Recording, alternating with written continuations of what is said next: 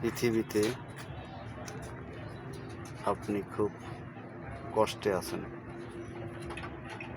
দুঃখে দিন কাটাচ্ছেন, আপনার টাকা নেই, কোনো ইজ্জত নেই, কোনো সম্মান নেই।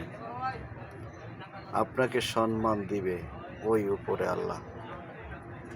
ভেবে নেবেন না এই দুনিয়ায় যত কষ্ট করবেন আখেরাতে আপনি সুখ পাবেন।